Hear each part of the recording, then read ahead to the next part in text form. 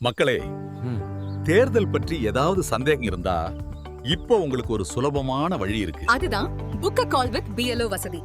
Book a call with BLOனா நீங்க வாக்குச்சாவடி நிலை அலுவலரோட நேரா போன்ல பேச முன்பதிவு செய்யற வசதி.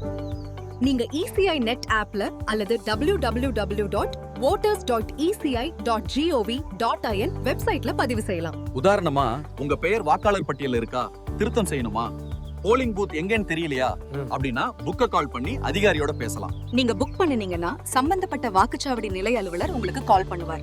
நேரா பேசலாம், உங்க பிரச்சனை சொல்லலாம், உடனே வழிகாட்டல் கிடைக்கும். இது உங்க வசதிக்காக தான். நீங்க அலுவலகம் வர முடியலையா?